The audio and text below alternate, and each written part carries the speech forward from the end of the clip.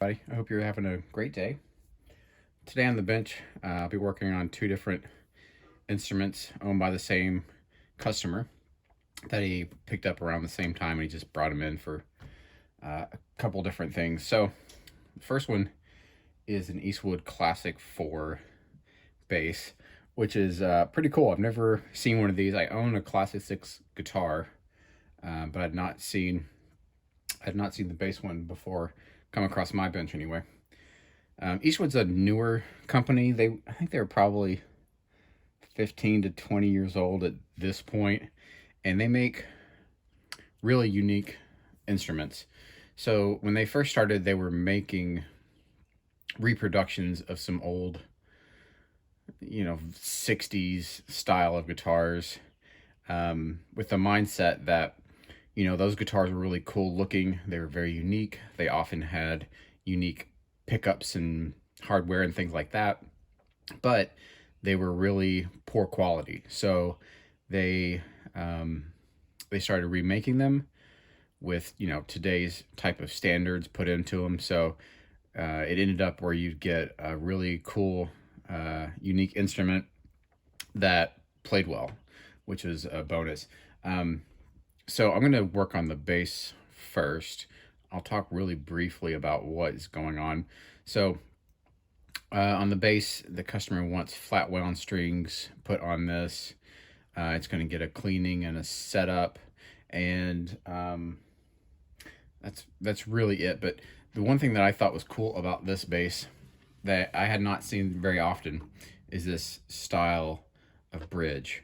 I've only seen this style of bridge on some kind of 60s Russian instruments that were, I don't know, kind of one off, hard to find type of things.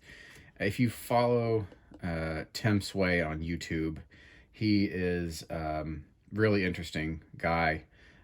From what I can tell, he salvages wood, he reclaims wood, he uses offcuts. He's about minimizing waste and still putting together a really cool instrument. So he had a guitar recently that was on there that had this same style of bridge. And this is what I would call a semi-adjustable type of bridge. So a fully adjustable bridge would be the saddles can move back and forth. They have individual height adjustment and things like that. So what's unique about this one is that the bridge you see is a piece of wood, and it's got 4 slots cut into it across here. And this wire is the same as the fret wire. So you can't precisely intonate an instrument like this. What you would do is you would check to see if it's intonated, and you could pull that wire out and move it into one of the other pre-cut slots to get closer to what would be correct. So we'll cross our fingers on this and hope that this is already in a good spot. If not, we'll try to move those around to see what we can do. But that should really be it for the bass. Otherwise, really good condition bass. There's a loose strap butt at the bottom. We'll see if that's just a issue with the tightening or if we need to put in some plugging material there as well. And then the guitar is an Epiphone Elite SG. And I will have to look up the serial number. I'm not really familiar with how to date these. There are 2 different Elite models. The Epiphone Elite, which this one is, these are made in Japan. I want to say these were 90s or 2000s. And then there's the Elitist, which subtle difference. But I think the specs are different. So I'm gonna look into that a little bit more. So the customer wants 11s put on this. He's been putting them on some of his other guitars and has liked how they felt. So I'm going to put 11s on here. I'm going to do a full setup, because when you change gauges of strings, the amount of tension on the neck obviously changes. So you're going to have to adjust the truss rod. You're going to have to you know, adjust the intonation due to the mass of the string, size of the string, which brought me to another point here, which hopefully is not a big deal, but let's check it out. So in another video I recently did, and I'll link it over here. I said, if you ever come into a case where you're trying to intonate your bridge and you've reached the end of the movement, and you'll see on here that these two are at the very far end this direction. I said one thing you can do is to unscrew it, take it out, and flip it around. So that way, instead of an angle this way, it would be an angle this way. I'm hoping I don't have to do that, and the reason I think I won't is because a typical intonation pattern on a 6-string electric, or you know, acoustic for that matter, I guess, is this one's going to be low, second one's going to be middle, third one's going to be closer up to this end, and then it's going to kind of start over. So due to these 3 strings being wound and these 3 strings being unwound, it kind of repeats that pattern. So this one's going to go back again. I would expect this one, which is right now at the end of its travel, to be back in the middle, and then this one to be closer to the front. So it could just be, you know, an issue with this being intonated very incorrectly, and we'll cross our fingers and hope that that is what is the case. Otherwise, you know, we might have to take that out and flip it around, see if that gets us where we need to be. And the other thing, if you haven't seen this yet, if you had not noticed, this pickguard is, I don't know what you would call it, hideous. I don't know. Somebody had an idea and they thought it was going to be cool. I will say it wasn't my customer. But I'll give them credit. They did it on the truss rod cover as well. So, you know, if you're going to do something, go all the way. I told the customer that I'd try to remove this. And you can see that the toggle plastic piece here is already gone. And that's because what he told me to do was try it on here first. If that ruins it, doesn't matter. He doesn't care about that. He's going to get a new one anyway. And then if I come up with a solution that works for removing this, so it's like a paint and a gold foil, and then it's like it's sprayed with lacquer. I don't know. It's just so dumb. It's just so dumb. Okay. So anyway, so I've tested it on that. It worked well enough that I'm going to go ahead and do it on the truss rod cover as well. Maybe if I'm feeling crazy, I'll go back and I'll do that pick guard. So we'll see. I'm going to think about that one. But so that's what we're going to do today. Stick around.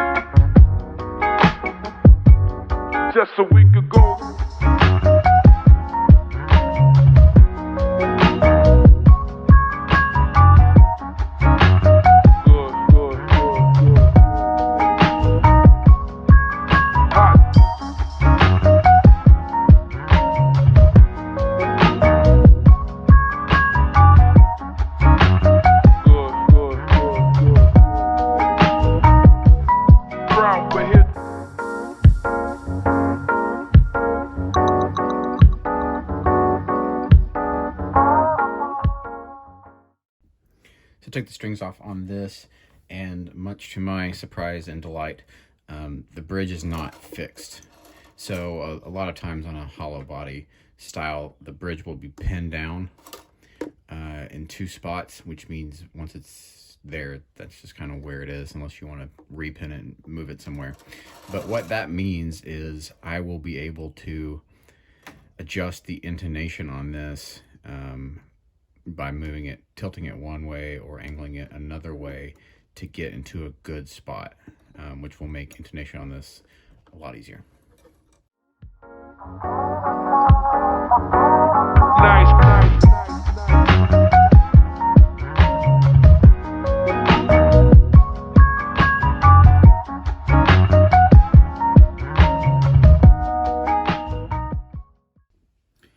As I was cleaning up this body, something caught my eye, or I guess more literally caught the cleaning rag. And it's these 2 little burrs here on the edge of these pickup rings. Now these pickup rings are metal, and could have just been a little issue from the factory, or maybe it dinged up against something. But I'm just gonna file those down a little bit so that way they don't ever, if you ever hit your hand on it, it could potentially be painful. So I have this fret end file that I'm going to use. It's rounded off on one end so it doesn't can't mar the finish. I also put a rag underneath it.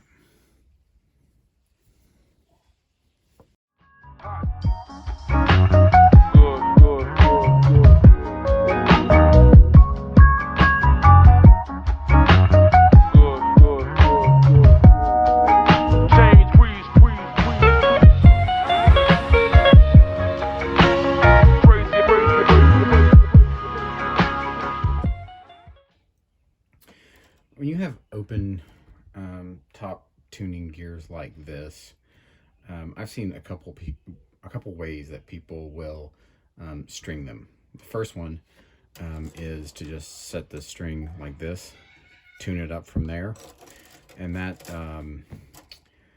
one way to do it. It's the wrong way, definitely. So the other way to do it is what I do is I'll run the string straight through here, and then about an inch and a half past the post is how much you want on the post itself. But what you're going to do is go a little bit beyond that, just a quarter of an inch maybe, and cut there, and then you'll bend into a right angle into it and feed it down into the post, and then tune it up from there. So I'll show you what I mean.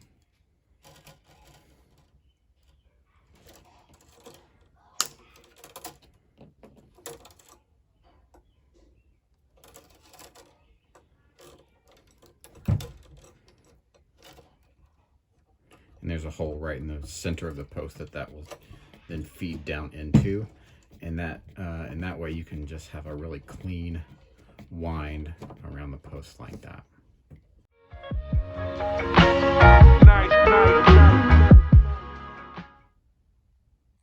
I did a good amount of work on this off camera because my phone died and I didn't want to wait for it to charge back up before I got to work on this. One of the reasons was, since I'm moving up in gauge, the customer wanted 11s on here now.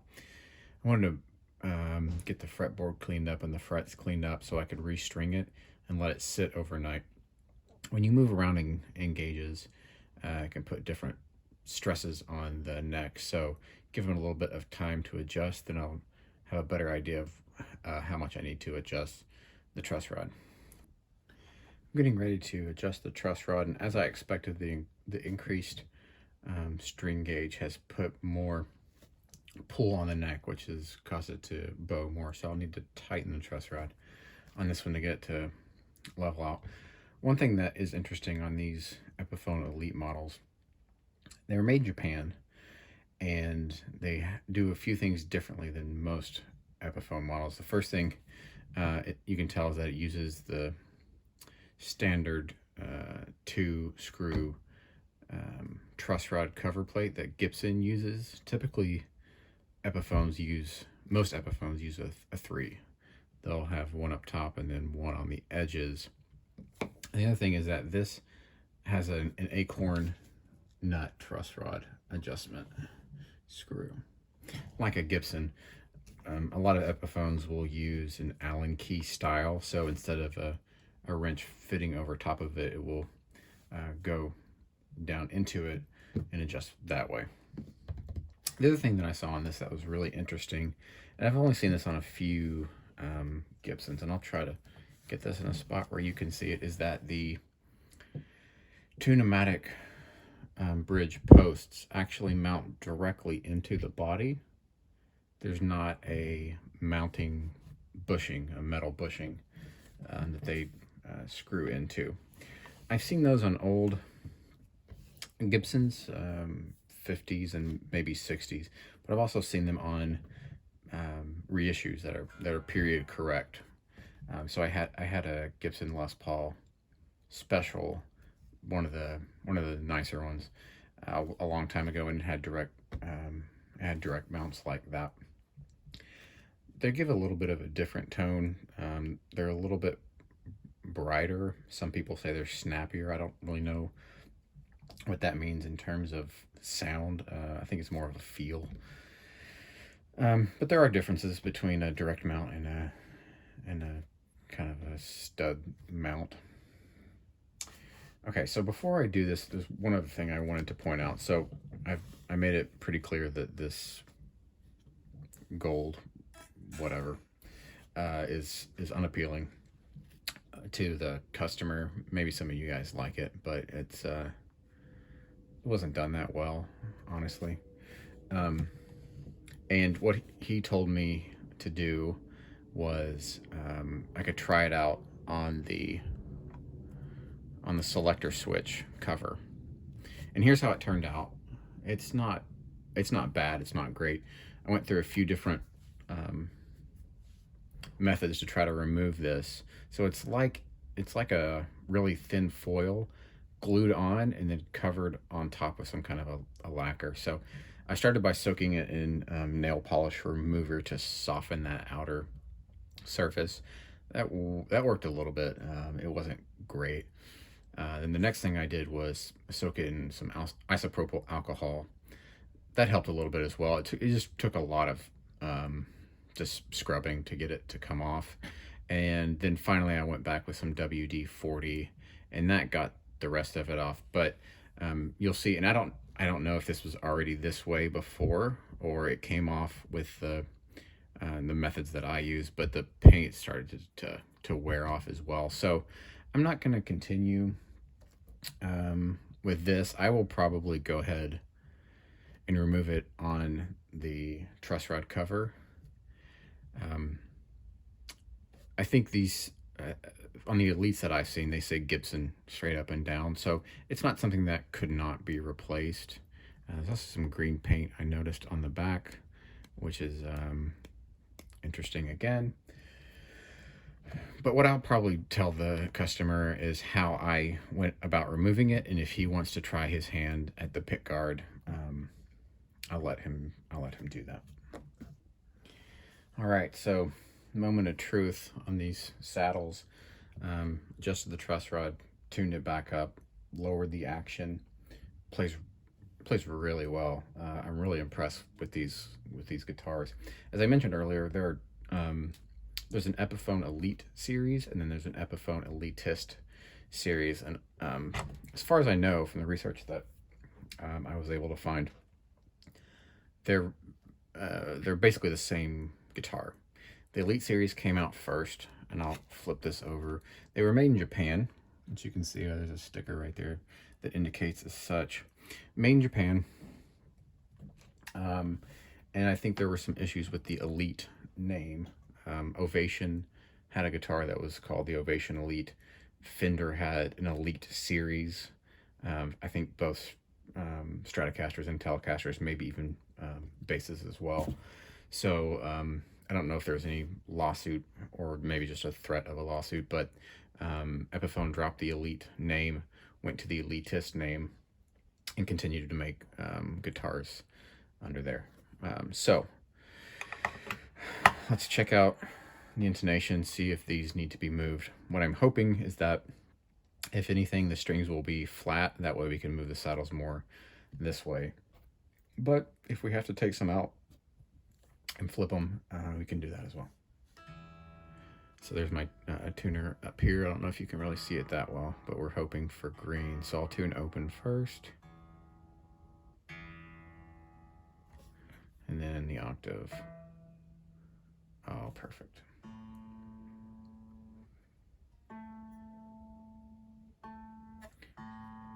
Check again.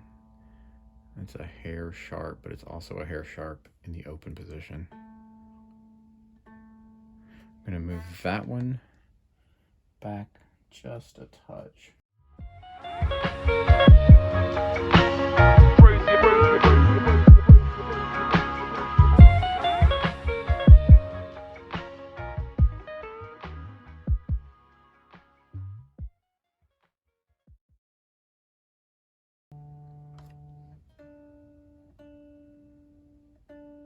A little bit flat, that is good.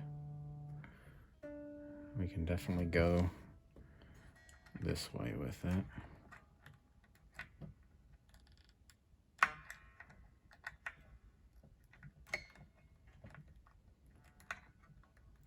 When you're doing adjustments on saddles, and this primarily is for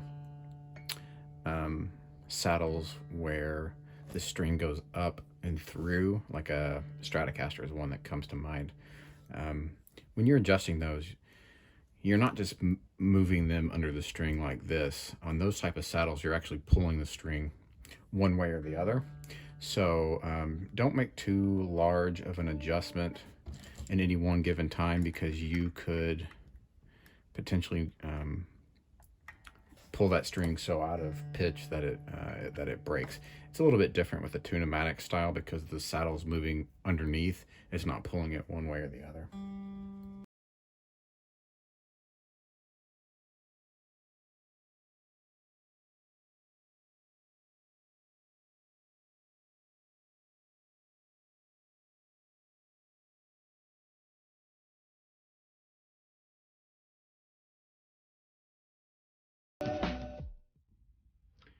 One more thing I thought of that I wanted to talk about. It's about pickups with adjustable pole pieces. As I mentioned in earlier videos, and you may already know this, but fretboards on guitars are not flat, at least on most guitars. Some are very close to flat, but many of them, by and large, have a radius, a curve across. So to get even string volume for each string, you can actually adjust these pole pieces to be higher or lower. So if you ever feel like your high E string is too loud, you can adjust it over here to bring these down as well. But what you can try is to match the radius of your fretboard with the pole pieces in here. So the middle two you'll raise probably the most, the second outside two raise a little bit more, and then for the most outer ones, I would probably recommend adjusting from the outside screws. Just a trick. All right, I cleaned the truss rod cover, and this is what it ended up looking. You can see it has the Gibson name. I thought it was going to be like carved in, etched in, so you would see the white layer underneath, but it's not the case. It's a paint on. So that did come off a little bit. It was a heck of a time to do it, but I think it was worth it. I think the customer's going to be happy with that. I was browsing a guitar forum the other day, and someone posed a question which I'd seen before, but I thought I'd bring up here. And the question was, do you or should you tip your guitar tech? And if there's one thing I know about the internet, it's that it's a great place to find out how other people think you should live your life.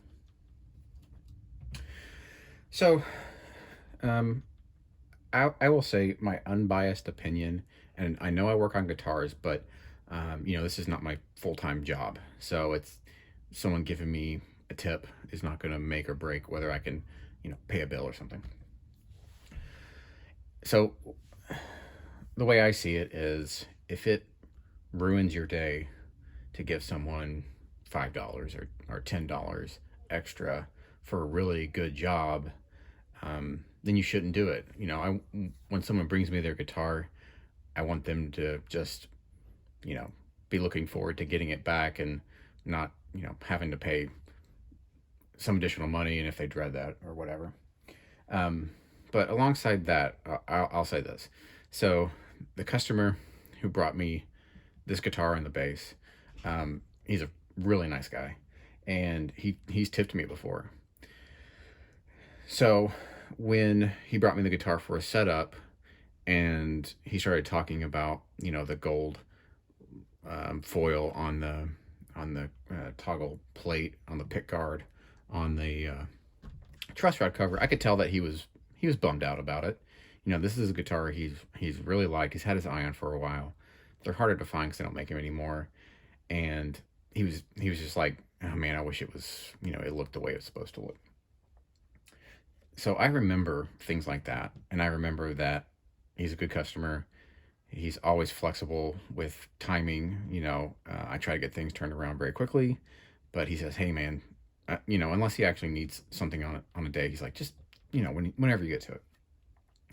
And I remember that he's tipped me before, so I went above what I would consider normal or maybe even good sense, and I cleaned that. I cleaned the truss rod cover, and then I just finished doing this. And I'll tell you, this took me 45 minutes, an hour to get done. Um, and if you charge an hourly rate, it's not worth it. But I remember, what a good customer he's been, and that he's tipped me. And I want to go, above and beyond, um, just as a sign of appreciation. But the other thing to think about is, the text guitar techs will remember this kind of stuff. And if you need something turned around quickly, maybe they're working on your guitar and they see something small that had not been budgeted for, they're going to remember the kind of customer you are, and they'll probably fix that small thing that wasn't budgeted for, or they'll go the extra mile. So do you have to tip your tech?